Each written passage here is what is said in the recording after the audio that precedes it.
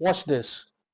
Men of God have a role to play in shaping our country, Nigeria. With everything happening, we know that on Sundays you see more than half of the crowd in churches. And then things are happening. People are expecting the men of God to step up and do certain things in politics. What roles are men of God playing in the Nigerian politics, especially in bringing peace? The role of pastors when it comes to politics. Yeah. Don't forget that most of the people in government, in business, CEOs, captains of industries, politicians, senators, I have some of them in my church. Now, don't forget that they worship with us.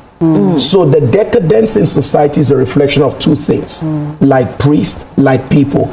So in most cases, what is going on in our nation is a reflection of the priesthood that the people are like under. Priests, like people. Like priests, like people. That's what the Bible says. Then number two is a reflection of the kind of families we come from. If you come from an authoritarian family where there are rules and regulation, no relationship, you're going to go into leadership and you have no relationship with the people.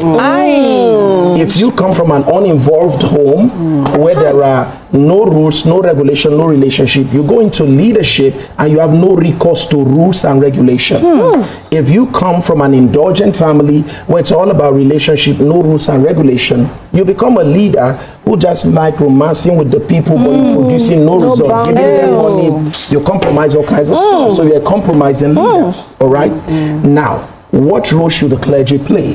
One major role is to make sure we teach the people properly about what we call the duality of a believer.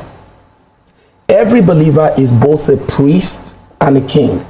He has made us to be kings and priests. That's what Jesus made us to become. Now, what that means is that priest functions mostly in sanctuary spiritual environment. Kings don't function in spiritual environment, but they can carry their priesthood into their kingship.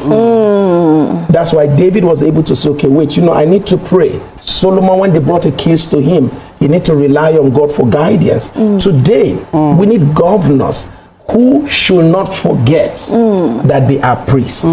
If only we will carry that memory into governance, we will act as believers. The problem is that there's a dichotomy, there's a separation between kings and priests. So you hear people in the secular place say, pastors, you are the people that are very spiritual. So they've dissociated themselves from their priesthood. So meaning we can do whatever we want to do in the marketplace. So what we're saying is that we need believers to remember as a governor, and we have people like that in this country who are demonstrating God in governance. Okay.